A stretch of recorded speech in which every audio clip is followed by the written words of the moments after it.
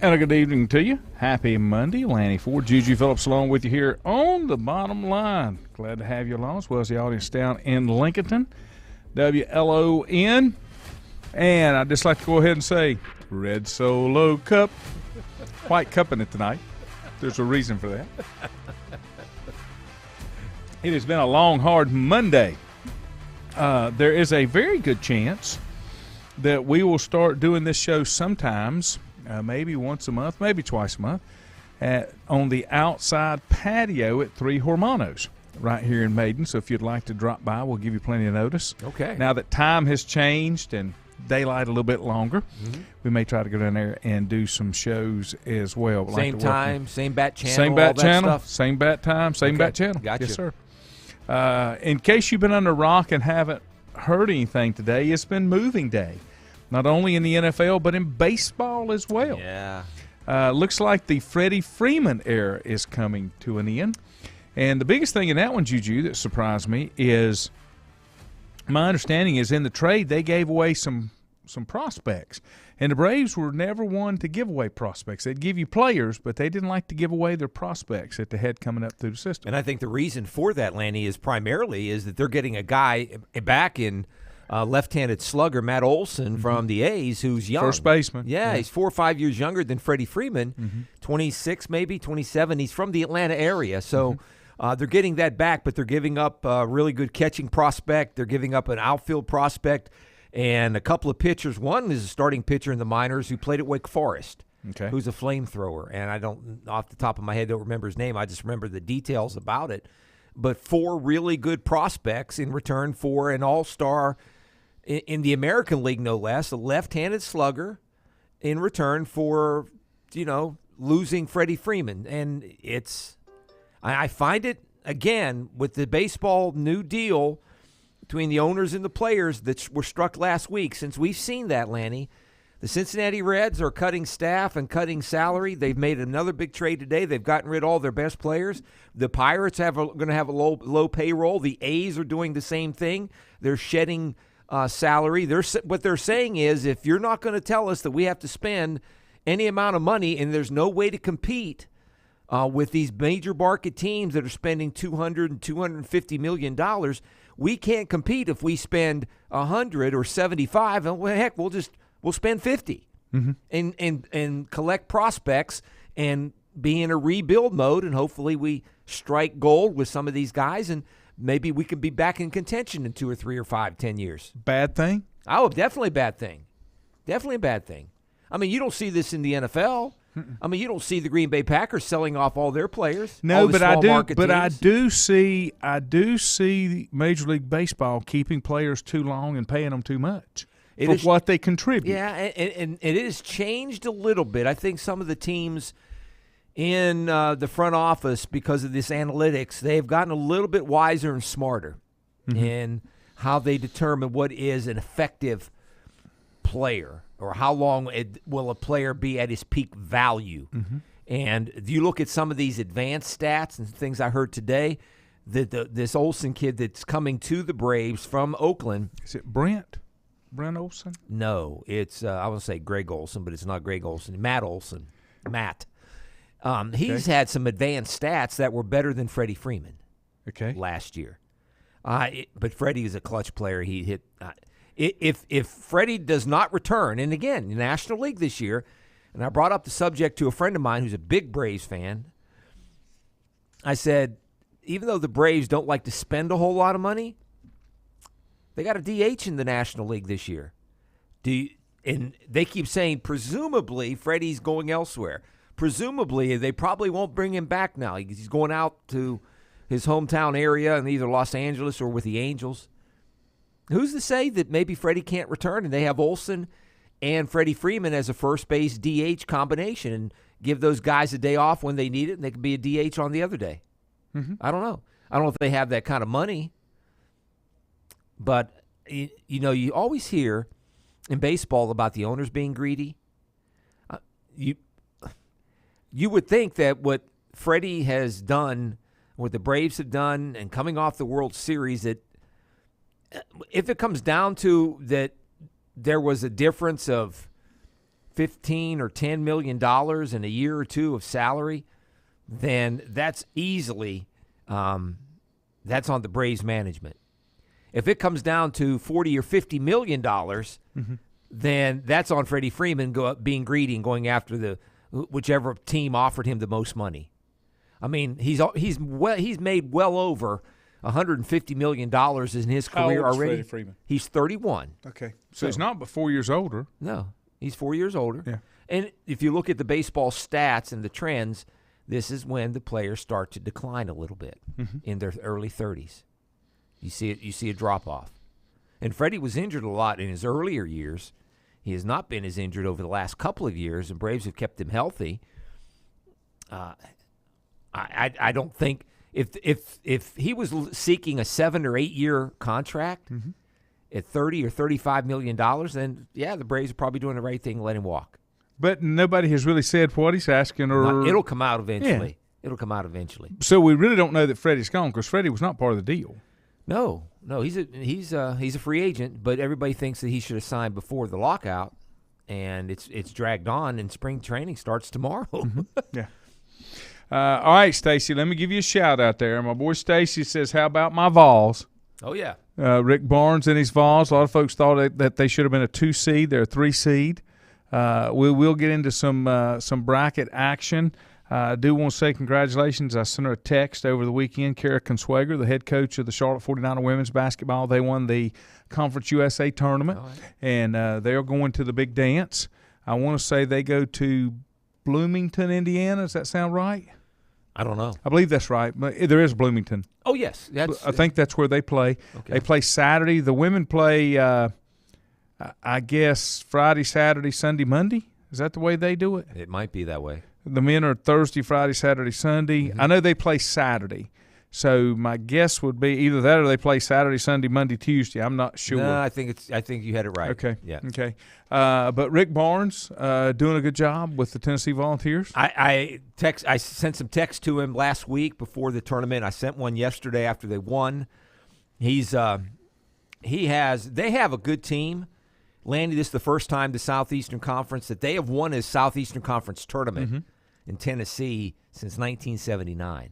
Since I think the Ernie and Bernie show, the Ernie Grunfeld and Bernard King, way Bernard back. King, that's way back. That's way back. I think it's the first time. I'm not sure, but I know it's been over 40 years since they've won a tournament. They've never been to a Final Four, and they got a kind of team. They're young, they're hungry, they can play defense. They got one heck of a team in terms of their chemistry. They can play up tempo. They can slow you down, play half court if you have to.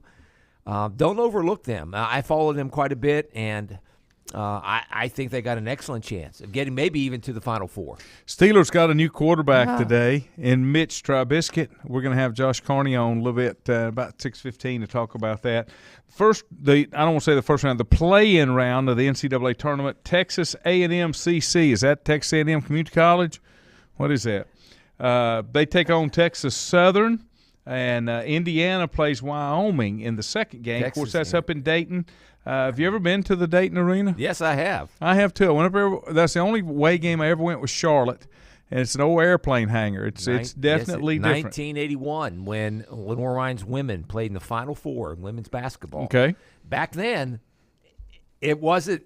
You didn't have Division I, Division II. It was everything. It wasn't even the NCAA. It was the AIAW, whatever amateur or something of women, and they were in the Final Four. There was Dayton. There was a school out in California, and some school in the Midwest in Kansas, named after a famous politician. I can't remember the name off the top of my head, but LR got his doors blown off.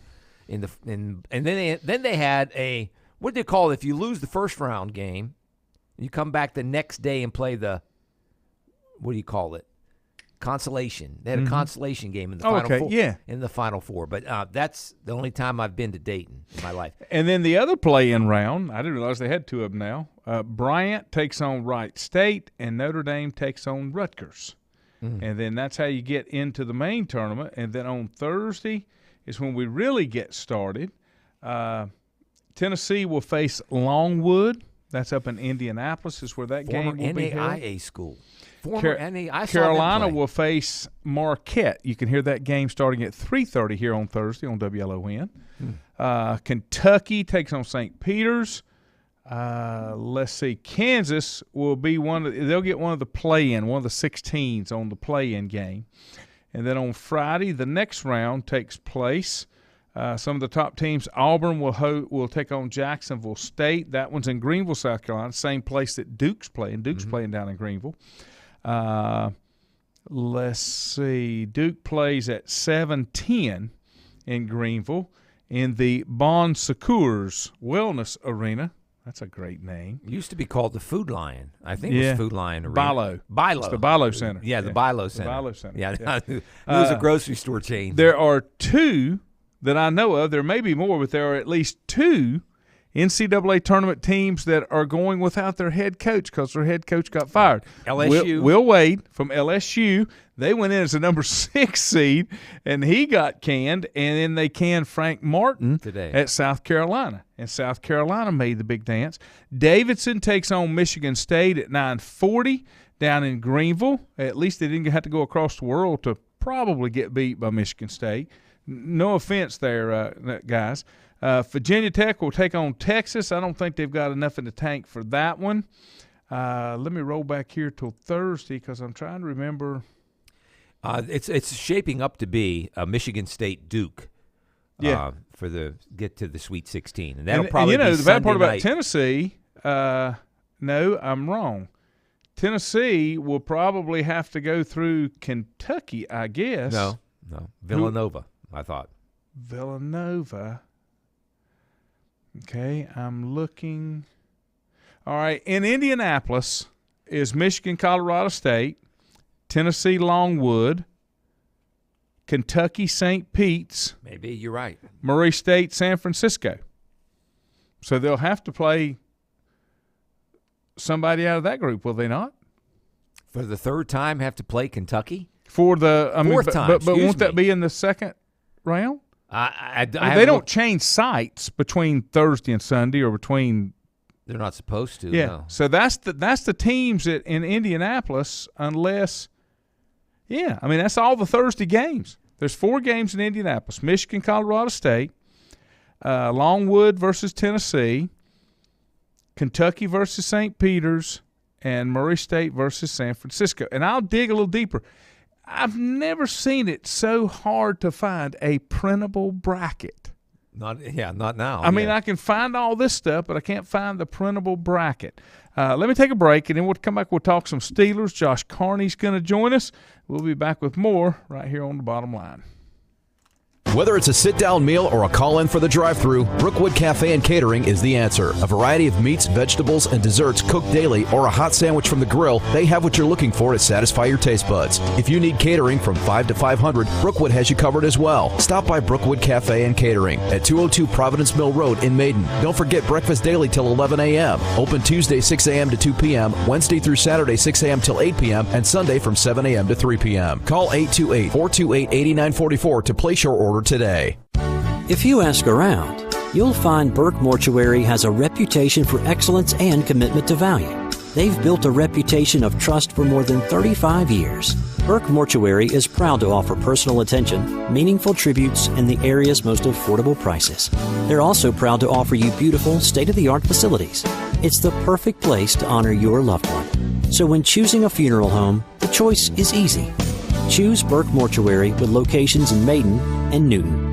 Covenant Church began as a vision of just over 100 people in 1984. Since then, Covenant Church has grown and currently located at 2168 Gastonia Highway in Lincoln. The Sunday schedule includes early morning worship at 8:30, Sunday school at 9:45, and morning worship at 10:45. Their ministries extend beyond Sunday. Visit their website at www.covenantchurch.church to see all they have to offer, and better yet, stop by and see for yourself. Covenant Church may be just what you're looking for a new church home. First Federal Savings Bank has been serving Lincoln County since 1940. And as it has been from the beginning, customer service is a priority to First Federal Savings Bank. They want to get to know you by name. First Federal Savings Bank has the convenience, the products, and the services that the larger banks have, but with hometown people that you see throughout your community. Stop in and visit one of their 4 convenient locations and see what First Federal Savings Bank has to offer you. Member FDIC, an equal housing lender. Untangling your headphones, finding the right remote, saying goodbye to your favorite shirt that hasn't fit in 10 years. Why are simple things sometimes so complicated? Thankfully, with Auto Owners, insurance doesn't have to be one of them. Auto Owners works with independent agents who live in your community and answer when you call, so you can worry about more important things, like finding a new favorite shirt. That's simple human sense. Call Mooney Insurance in Maiden or East Lincoln Insurance in Denver or visit MooneyInsurance.com. At Stifel Nicholas, we're committed to offering investors personalized investment guidance. We're a full-service organization with departments staffed with professionals that specialize in a wide range of investment opportunities, from the most conservative to the most aggressive. We strive to give each account, regardless of size, careful, individual attention. Call 4Rembert today at 828-624-7300. Stifel Nicholas, member SIPC and the New York Stock Exchange.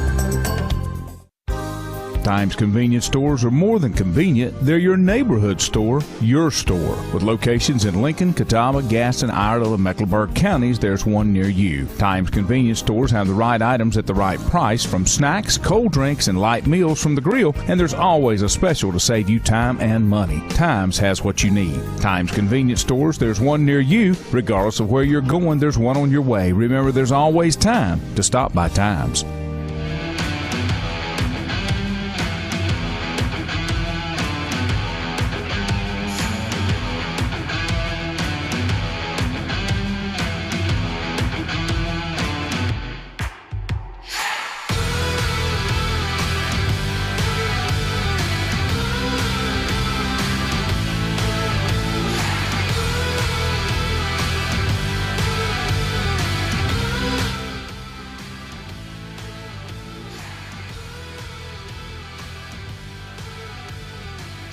And welcome back.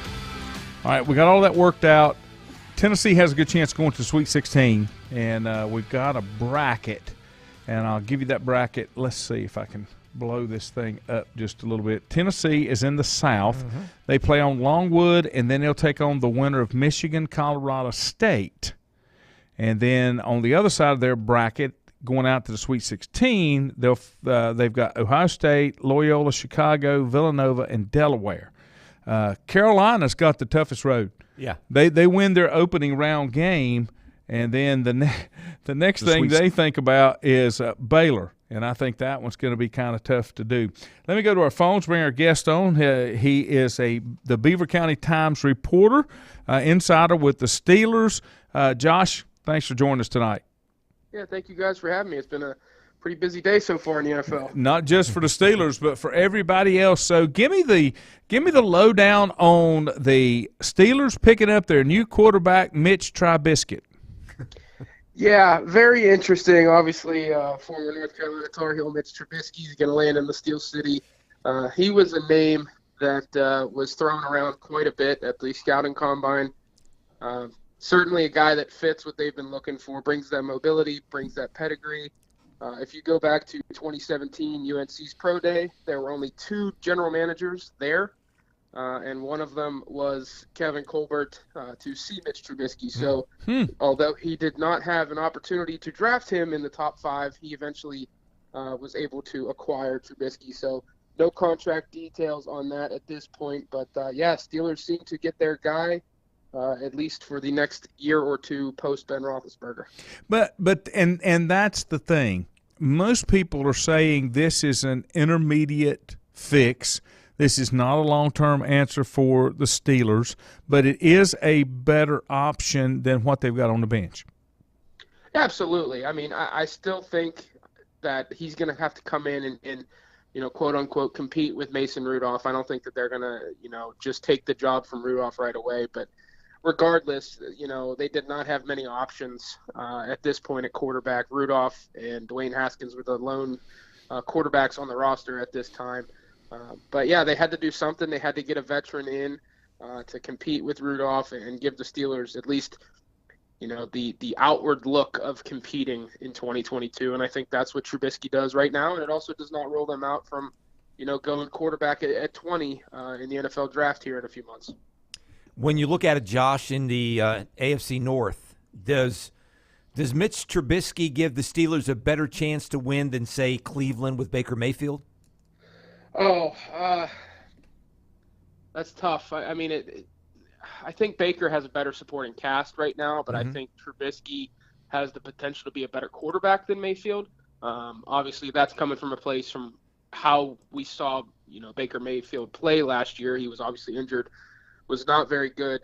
But I do think this is a move that gives the Steelers an opportunity to continue to compete in the AFC North. I mean, obviously, it's a loaded quarterback room in terms of Joe Burrow and Lamar Jackson in the division, but people forget the Steelers were 9-7-1 last year, made the playoffs with a Ben Roethlisberger who could barely throw the football down the field. Trubisky definitely fits Matt Canada's offense much, much better, so I think we're going to kind of see a bit more offensively, especially play action, which is what the Steelers have wanted to get back to for years.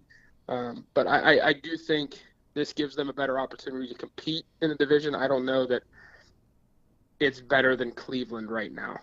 You hear so much with some Steeler fans and some fans around the NFL, why maybe the Steelers don't just blow it up, go 3-14. That's not what they do. No, absolutely not. Yeah. They'd much rather go 9-8 or 10-7, make the playoffs, and then accumulate draft picks. And then if they need to down the road and they see the guy they really like or want, they do what they did with Polamalu or Devin Bush or somebody where they move up in the draft and get the guy that they want. It seems like that's the strategy. Yeah, they're never going to tank or give away a season, especially with the talent that they have on the defensive side of the ball. I don't think they could look Cam Hayward, T.J. Watt, Minkah Fitzpatrick in the eye and say, hey, get through 1 year here, we'll get our quarterback next year. I think that they're still, like I said, going to be in play for a quarterback at 20 because I do think some of these guys are going to fall, especially with what we've seen from the quarterback carousel so far. But, yeah, I mean, even if they pass on quarterback here in the 2022 draft, they will have that ammunition again in terms of draft capital in 2023 to potentially move up. Now, of course, if Mitchell Trubisky goes out and, wins 10, 11 games, the Steelers win the division, make a deep playoff run, they might not be looking at quarterback in 2023. But, yeah, it's not something the Steelers do. They're never going to knowingly give away a season. They're always going to compete. That's what the Rooneys have always been about. And it's always get into the playoffs, anything can happen, and that's their goal at this point. Well, another thing the Steelers never do is sign big-name free agents. Yes. But they got a lot of financial flexibility this year, well under $25 to $30 million under the cap. Is there still enough money, enough room there where they can start to fill some of those other holes? And I'm thinking especially over on the defensive side and maybe along the offensive line. Yeah, I think that you're going to see some larger signings from the Steelers' perspective happen here in the next few days. They're obviously going to sit out, the first few days of free agency. That typically tends to be what they do. They let other teams go a little crazy with the finances and throw money around, and the Steelers will kind of clean up with some of the bargain shopping in a sense. I do think that they're going to add a veteran offensive lineman. The one guy that I have circled is Chicago Bears interior offensive lineman James Daniels. He's an Iowa product, played center and guard. I believe he's only 24 or 25 years old. Certainly won't break the bank. That would be a significant upgrade along the offensive line. And I do think that they're going to add another corner or two. The report was out this morning that they did come to terms with Ahkello Witherspoon. But a national reporter did walk that back. I guess the Steelers were still negotiating with him. But they do have the finances to make some moves and plug some of the holes on the roster without signing the big-name guys like a J.C. Jackson or a Ryan Jensen, things like that. Hey, Josh, were there any legs to the rumors that Deshaun Watson was seriously on the Steelers' radar? From what I heard, there were people in Watson's camp that wanted him to land in Pittsburgh, but the Steelers, especially Art Rooney II, were never, in the discussion in terms of acquiring him because, one, the Texans won 3 first-round draft picks. The Steelers would never give that that up. And then you mentioned, Watson's off the field issues with his 22 civil cases. So they were never truly in the running. I know that Watson's camp was pushing the Steelers because of the stability with Mike Tomlin and the Rooney family, and Brian Flores is on the staff, but it was never realistic, and it was never something that the Steelers were actually looking into. When we're talking with Josh Carney, covers the Steelers for the Beaver County Times.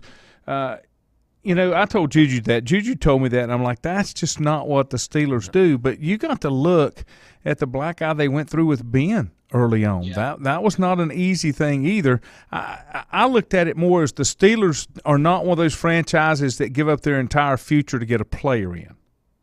Yeah, that's kind of where I was, but then also thinking back to the Roethlisberger situation, they had a deal in place from, a few reports earlier this year. They had a deal in place with the 49ers to trade Roethlisberger back in, I think, 2010. So they were ready to give up on Roethlisberger after 2 incidents. So it was really hard for me to believe that the Steelers were all of a sudden going to go outside the organization and invest so heavily in a quarterback that had never been in their room, never been in their program in a sense, with all that off-the-field baggage, and also give up 3 first-round picks. I know that they need a franchise quarterback at this point, but that's not something that I think the Rooneys would ever consider, especially with the significant black eye that would bring from a PR perspective. How long do the Steelers hold on to Mike Tomlin without advancing deeper in the postseason? I think Mike Tomlin will have a job in Pittsburgh as long as he wants. See, that bothers me a lot, because that tells me that the Steelers have resigned themselves to mediocrity if he can't get them to the next level, because I would think that that's an organization that knows how to put the right pieces in place. But they, except for the one Super Bowl, they've never really been a threat since then. Am I just? And I'm a longtime Steeler fan, so am I putting too emotion and too personal into that? No, I think it's certainly a fair criticism. The Steelers have obviously had a lot of talent. They've come up short. It's very hard to understand or wrap your mind around the fact that, the Killer Bees offense, they never even made a Super Bowl, and they were a historic offense with Roethlisberger, Le'Veon Bell, Antonio Brown. They've certainly come up short, and they've blown some games. But I honestly think that the New England Patriots in the Bill Belichick way has really ruined football in a sense for most fan bases, because it's become that we have to win consistently. You have to reach multiple Super Bowls, and it's so hard, to get to a Super Bowl. It's so hard to win in the playoffs year after year. I think the Chiefs are doing the same thing. But I'd like to wait for the Steelers to make their move at quarterback before, starting that clock on Tomlin at this point, because obviously he inherited Ben Roethlisberger. I think this is going to be his greatest challenge as a coach moving forward, is finding that next guy and really putting his mark on the team. I don't know if we've asked you this the last time we had you on, but what does Brian Flores bring to the coaching staff on the defensive side for the Steelers? He's just another elite defensive mind. He knows how to attack offenses. He had a fantastic scheme down in Miami, even without some of the high-level players that the Steelers currently have. He's just going to be another guy that's going to be in that room with defensive coordinator Terrell Austin, putting together game plans week to week, and then obviously Mike Tomlin will come in and kind of call the plays on Sundays. But having that type of elite defensive mind, behind the scenes game planning and working with the outside linebackers is going to be huge, because that did come out. That will be Flores' role. He will work with the outside linebackers. So that will be very interesting to see him work with a guy like TJ Watt, Alex Highsmith in year 3, and potentially unlock, a solid number 2 outside linebacker in Highsmith. Do you see Brian Flores being there much more than a year? Right now, I do not. Obviously it all depends on the lawsuit against the NFL and how that plays out within the next year. If it gets even uglier than it already is, I could see him staying in Pittsburgh another year and continuing to rebuild his image in a sense. But I do think this was a move by Mike Tomlin to get, a fellow African-American coach back into the coaching circle, going through a tough time, allowing him to, kind of fly under the radar, under Mike Tomlin's leadership and rebuild his brand. But I do not expect him to be in Pittsburgh more than a year, whether that's him landing a defensive coordinator job somewhere or another head coaching position. Mm-hmm. All right, Josh, we appreciate your time as always. Maybe there's more things coming around tomorrow and the next day. It seems to be a lot of moving pieces going on in the NFL, and it only takes one. It's amazing how Aaron Rodgers is starting to say in Green Bay started this whole thing. Russell Wilson then goes to Denver because Denver wanted Rodgers, and then this whole thing of the moving chip started. And Tom Brady. Tom Brady, yeah. Forget about Tommy coming back, and I don't think he really wanted to retire. I just don't think I'm not so sure that he wanted to play at Tampa Bay again. And they made it pretty plain, if you're going to play in the NFL, you're going to be in Tampa Bay. So we'll see. I offered Juju. I told him he could take Tom Brady, and I would take the field in the Super Bowl because I don't think Tommy gets another one. I just don't think it's there. I just hope it doesn't turn ugly and he go out with a bad injury. That's the part that concerns me. I'd rather go out on top with something left in the tank. Yeah. But we'll just have to see. And they play the Steelers, right? They're in Pittsburgh. Oh, they play everybody this year. Yeah. Yep. They come to Pittsburgh midway through the season, I believe. So. They play Kansas City. They play Aaron Rodgers. Yeah. I mean, they play a bunch. Yeah, they've got a pretty This won't tough, be a victory tour, right? No. This is going to be work. Yeah. This is going to be a lot of work. Yeah. He might have should have stayed home and played with Giselle and the kids, but we'll see. Josh, thanks for joining us, Josh. my friend. Absolutely. Thank you, guys. Anytime you need me. Thank you. Take care. That's Josh Carney from the Beaver. Is it the Beaver County Times? Beaver County Times. Beaver County Times. And the Steelers Depot. Okay. Which is the website. We'll take a time out. We'll be back with more. Don't forget we've got Wayne Cavati. The godfather of D2 Sports. Okay. We got him up in about 10 minutes. Hang on. Whether it's a sit-down meal or a call-in for the drive-thru, Brookwood Cafe and Catering is the answer. A variety of meats, vegetables, and desserts cooked daily or a hot sandwich from the grill, they have what you're looking for to satisfy your taste buds. If you need catering from 5 to 500, Brookwood has you covered as well. Stop by Brookwood Cafe and Catering at 202 Providence Mill Road in Maiden. Don't forget breakfast daily till 11 a.m. Open Tuesday 6 a.m. to 2 p.m., Wednesday through Saturday 6 a.m. till 8 p.m., and Sunday from 7 a.m. to 3 p.m. Call 828-428-8944 to place your order today. If you ask around, you'll find Burke Mortuary has a reputation for excellence and commitment to value. They've built a reputation of trust for more than 35 years. Burke Mortuary is proud to offer personal attention, meaningful tributes, and the area's most affordable prices. They're also proud to offer you beautiful, state-of-the-art facilities. It's the perfect place to honor your loved one. So when choosing a funeral home, the choice is easy. Choose Burke Mortuary with locations in Maiden and Newton. Covenant Church began as a vision of just over 100 people in 1984. Since then, Covenant Church has grown and currently located at 2168 Gastonia Highway in Lincoln. The Sunday schedule includes early morning worship at 8:30, Sunday school at 9:45, and morning worship at 10:45. Their ministries extend beyond Sunday. Visit their website at www.covenantchurch.church to see all they have to offer, and better yet, stop by and see for yourself. Covenant Church may be just what you're looking for a new church home. First Federal Savings Bank has been serving Lincoln County since 1940. And as it has been from the beginning, customer service is a priority to First Federal Savings Bank. They want to get to know you by name. First Federal Savings Bank has the convenience, the products, and the services that the larger banks have, but with hometown people that you see throughout your community. Stop in and visit one of their 4 convenient locations and see what First Federal Savings Bank has to offer you. Member FDIC, an equal housing lender. Untangling your headphones, finding the right remote, saying goodbye to your favorite shirt that hasn't fit in 10 years. Why are simple things sometimes so complicated? Thankfully, with auto owners, insurance doesn't have to be one of them. Auto Owners works with independent agents who live in your community and answer when you call, so you can worry about more important things, like finding a new favorite shirt. That's simple human sense. Call Mooney Insurance in Maiden or East Lincoln Insurance in Denver or visit mooneyinsurance.com. At Stifel Nicholas, we're committed to offering investors personalized investment guidance. We're a full-service organization with departments staffed with professionals that specialize in a wide range of investment opportunities, from the most conservative to the most aggressive. We strive to give each account, regardless of size, careful, individual attention. Call For Rembert today at 828-624-7300. Stifel Nicholas, member SIPC and the New York Stock Exchange.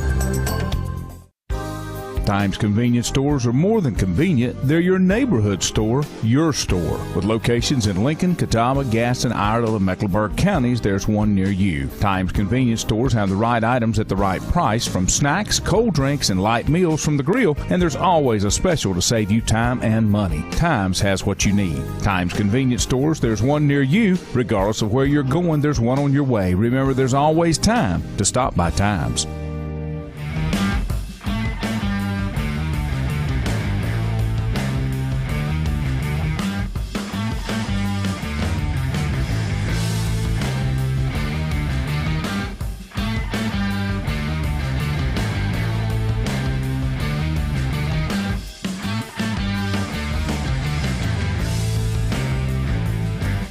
And welcome back. Andy Royals told me who Texas A&M CC is. Texas A&M Corpus Christi. Okay, I should have known that. Yeah. I didn't know. You from Texas? No, the baseball. All my exes live in Texas. Yeah. No, the baseball coach at LR used to coach at Corpus Christi. Okay. Division I school. Yeah. Chris Ramirez. In fact, he was an assistant coach. Let's see what else we've got here. Let me see if there's any other headlines came down. Of course, Carson Wentz went to the Commanders. Now we have Mitch Trubisky going to the Steelers. Who's going to be the quarterback at Seattle? I don't know. Now that Russ is gone. Maybe they will pull they got a bunch of draft picks. Is Kirk D. Cousins, is he still at Minnesota? Yeah, he signed a new one-year contract. An extension. Seattle's got a bunch of draft picks. I wouldn't be surprised if you see them move up, maybe in the top 10. Philadelphia's got 3 first-round picks. I wouldn't be surprised if somebody like a Seattle or a team that needs a quarterback to jump into the first round and select one of those quarterbacks. This was a funny story. Or funny to me, not funny ha-ha, but funny, oh my God.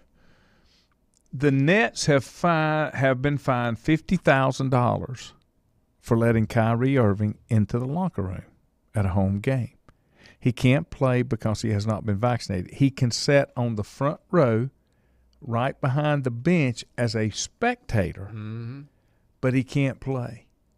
Crazy New York rules. That's just Mickey Mouse stuff to me. I don't get that. Well, even in baseball this year, the writers and people that cover, the reporters, they have to be vaccinated and twice boosted to go into the locker room for post-game and pre-game interviews, and they got to wear a mask on top of it. I struggle. Can you believe that? I struggle to understand people with the mask. I did too with the kids. I was at a facility today, a medical facility, and not only did the person working have on a mask, but they were behind a glass. So it was a lot of struggle on my part to understand. Of course, I had a mask on too. That was the rule. But the Brooklyn Nets were fined $50,000. He's unvaccinated, was allowed to attend Sunday's home game as a spectator for the first time this season. However, the league said in a statement that the Nets violated local New York City law and league health and safety protocols by permitting him to come into the team's locker room. Now, my understanding is he's playing in the away games, right? Yeah, he is. So he's in the same locker room in the away games. Yeah. Cockamamie. That's the best word I can come up with. I mean, why would the Nets fine him? The Nets were fined. I mean, the Nets were fined, but still. They were fined by New York City. I guess City. Yeah. Irving is allowed to enter the arena, but not the workplace. Let me do that, air quotes, workplace environment. And the locker room is considered part of the Nets' workplace environment at the Barclays Center. NBA is fining the organization, not Irving, for the violation because the organization let him in. Kevin Durant called out New York City Mayor Eric Adams after Sunday's game, calling a policy that allows Irving to attend games at Barclays as a fan but not as a player ridiculous, and it's something Adams needs to figure out. He walked back some of his comments in a statement released by the Nets on Monday, however.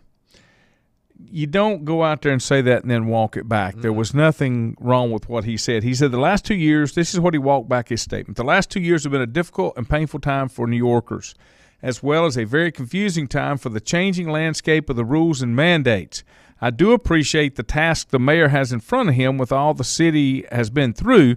My frustration with the situation doesn't change the fact that I will always be committed to helping the communities and cities I live in and play in. I wonder who wrote that. He didn't come up with that. No. He said what he meant the first time. You're right. That's kind of amazing to me. I don't know. It's one of the, I guess, just for lack of a better term, just one of the most ridiculous things that they do is the only thing that I can figure out. But baseball is making some moves. As you said, some franchises are cutting salaries or trimming back. But the biggest thing is baseball's going to be back. You said spring training starts tomorrow? Starts tomorrow, and the games start on Thursday, exhibition games. Spring training games. Okay. And I think they've all been working out anyway. Oh, I'm sure. And the regular season is going to get underway still on the 14th of April? Yeah, 14th of April. And somebody said that that the place would be blown up if they didn't, because April the 15th was the day that Jackie Robinson broke the barrier so many years ago. Yeah, and it's considered Jackie Robinson Day, where everybody wears Jackie Robinson's number 42. Okay. Yes. Okay. I here again, I'm kind of that's okay. a loose baseballer, so I don't know a whole lot of that. I don't know why they locked out for 3 months. I don't really. They just move things around. Nothing really changed. They're going to change.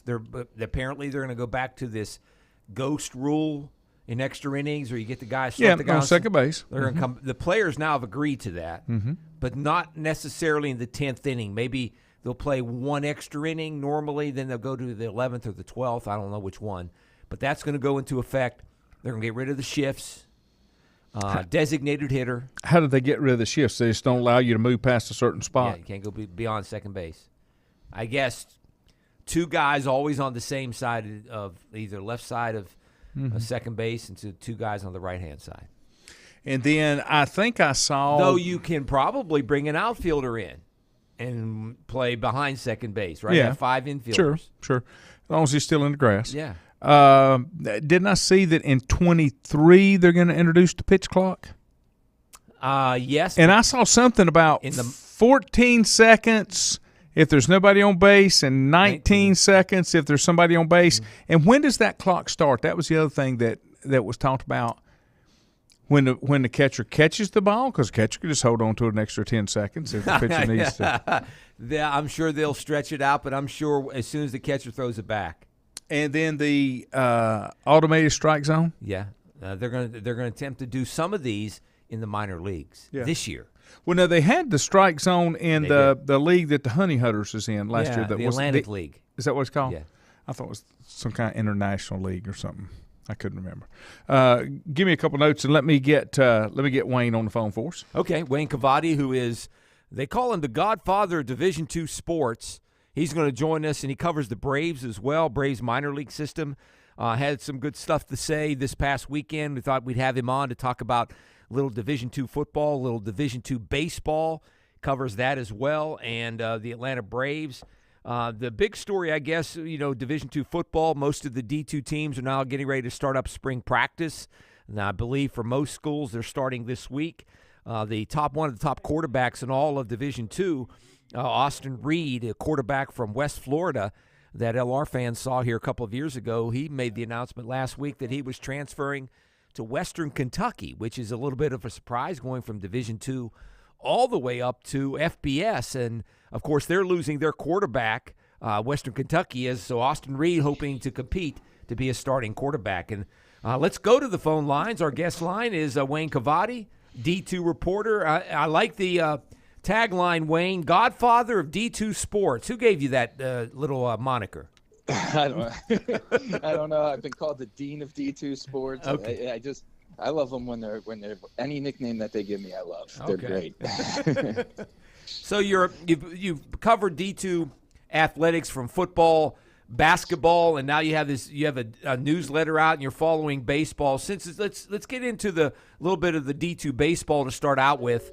From say 10,000 feet high. Now we're close around here with what Lenore Ryan is doing in baseball and some history. The school pretty much did away with baseball, not once but twice. once in the 70s, once again in the 80s. It was a little bit more than a recreational college baseball team for a long time. They've only won one conference championship in their school history. To do what they're doing right now at 23-2, nationally ranked, and they've only played half of their schedule, give us some perspective on how difficult it is to build a national power in college baseball at the Division II level when you've never done it before.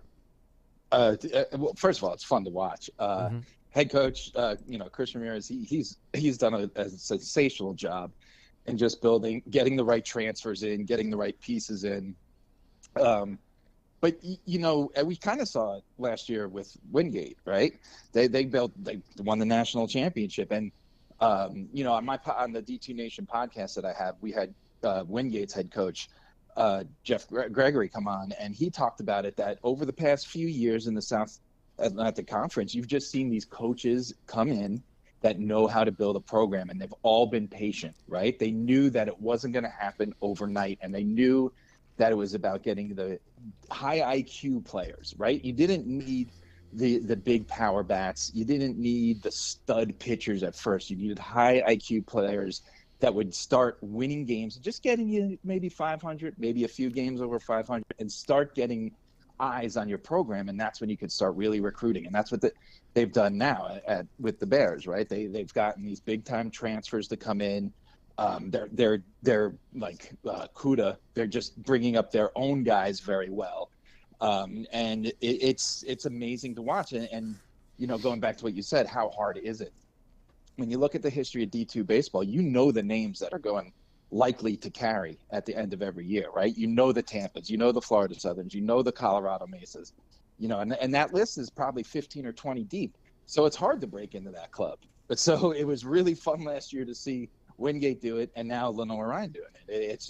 It's really good for the sport of D2 baseball. And the South Atlantic Conference is pretty tough anyway. You got a Catawba program that they've been guided by a guy that's from this area where we're broadcasting from for a long period of time. And they've been to a College World Series or two a few years ago. So they're always a very top-notch program. And to see 3 or 4 schools out of the SAC to have, and Newberry's pretty good, I understand, to be that good, it says something. I think you wrote a couple of weeks ago, and I saw in your newsletter that right now that Lenoir-Rhyne, who's only been to the playoffs one time in their school history, has a chance, if they keep this up, to, if not win the conference, but have a chance to make the playoffs.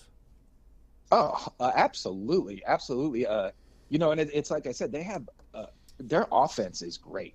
Like I said, Kuda, I don't know if you watched NC State at the D1 level, but Tommy Tanks, Kuda was on a little stretch like that. He was hitting a home run every day, it felt like, at the beginning of the season.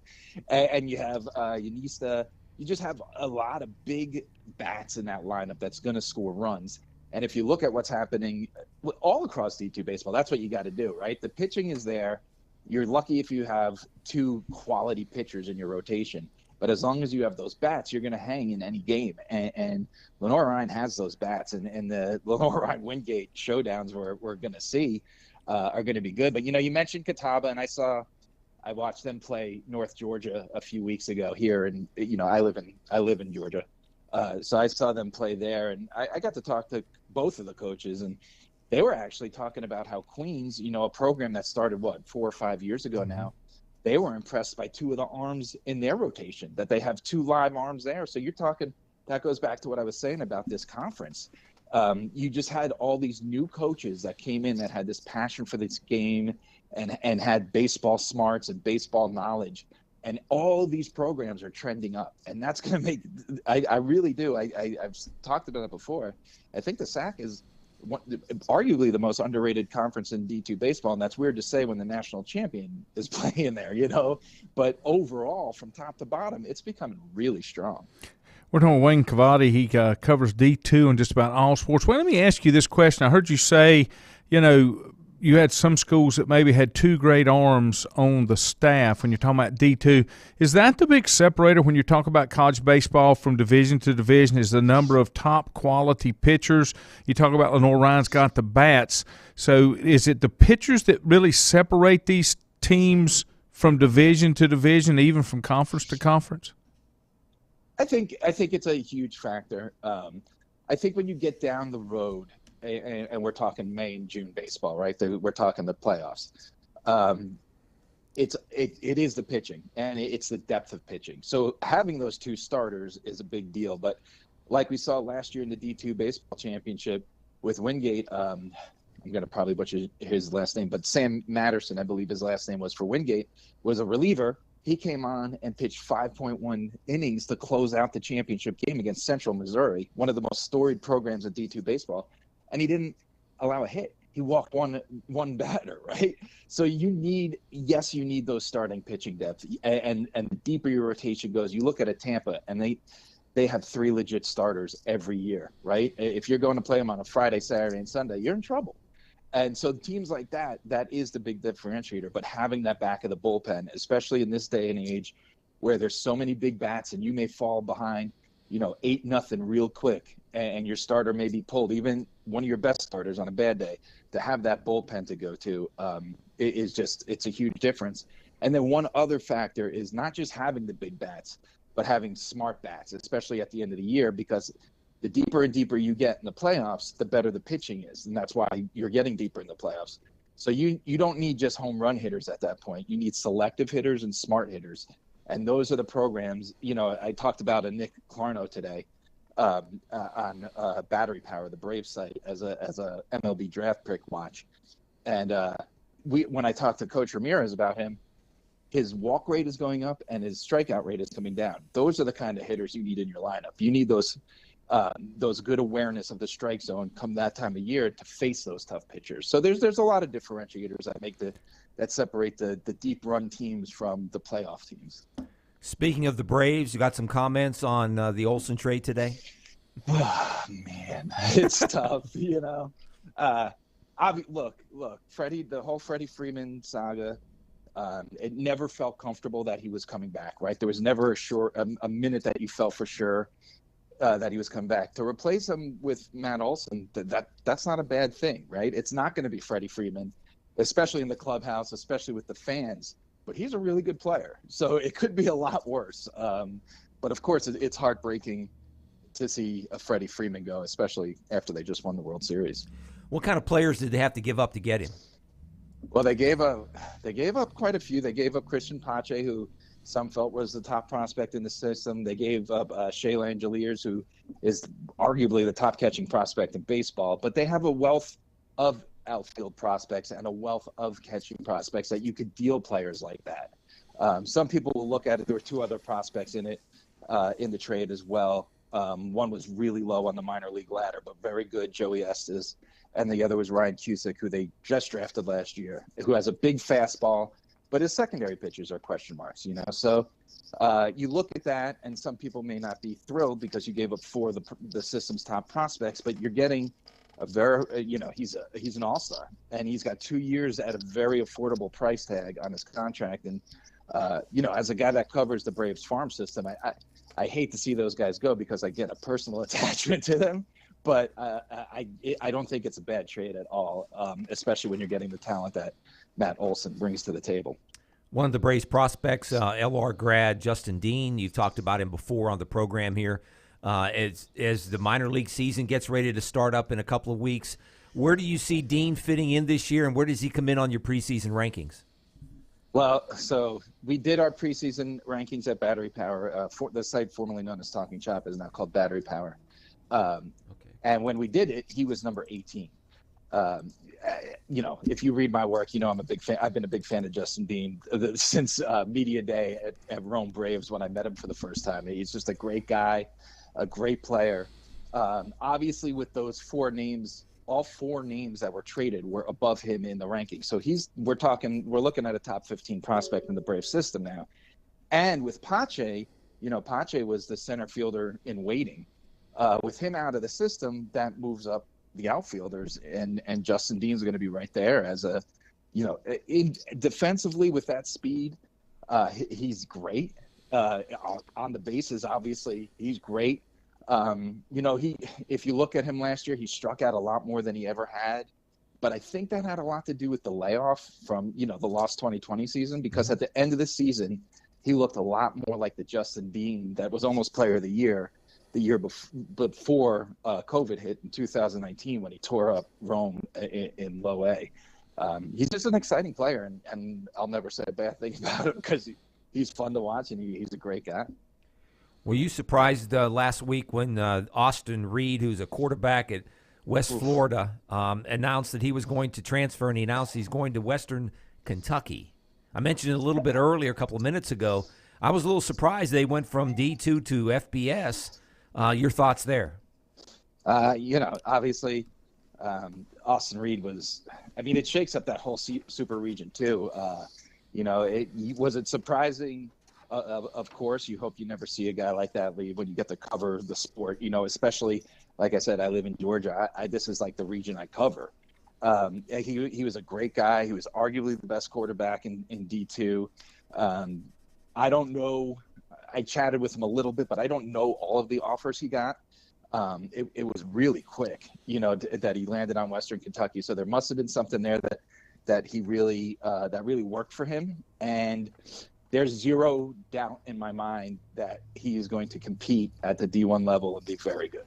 I don't know enough about that team yet, really, to know just how good he can make that team, overnight, so to speak. But yeah, it was a little bit of surprise to hear him go. I mean, if you read on NCAA.com, I did a way too early top 10 for the 2022 season, like a month ago. And I had West Florida all the way at number 2 because of Austin Reed. Even with Valdosta State and Ferris State being in the championship game, I still had West Florida at number 2, 100% because of Austin Reed. And so that changes, like I said, that blows up all of D2 football, and especially that super region too, where the South Atlanta Conference is. Absolutely. Bailey Zappi was the quarterback at Western Kentucky last year. He's a pro prospect this year. So he might be able to compete to start off as a starting quarterback at Western Kentucky. We'll have to wait and see. Wayne, we appreciate your time and look forward to having you on again. Thanks, buddy. Thanks, as always. It's always a pleasure to talk some D2 sports with you guys. Thank you, sir. Right. We appreciate it. Wayne Cavati covers D2 ball, and sounds like he's got his arms wrapped around it more than anything. Yeah, he does. All right. Any closing thoughts? Hubert Davis' show is up next on WLON. Any on this day? I did not do on this day. Okay, that's okay. I just got to make sure we get us out of here on time for that show, because the way the system works, it just cuts you off. It don't care. It don't plenty really of care. college basketball talk, though, for sure. We didn't get a chance to talk at all about Tommy coming back, other than to say, I'll put it out there for anybody. I'll take the rest of the field and give you Tampa Bay and Tommy. If anybody wants that, let me know. Chicken sandwiching up, it doesn't matter. You owe me so many chicken sandwiches. We got to start a farm. Okay. Well, you already owe me one because Deshaun Watson is not going to the Steelers. He thought that was a done deal, but he's not going to the Steelers. That's you're getting Mitch Trubisky is who you're getting on that one. Have a great day. What's left of it? You got some sunshine out there today. Sun's going to be up for just a little while. We'll keep you posted if we're going to go down to Three Hermanos on some Monday night, so you can come and join us. Great, great food, I will tell you that. It's right here in Maiden. Have a good evening. Ford Rembert and I will be back in the morning about 8 o'clock right here for the Bottom Line.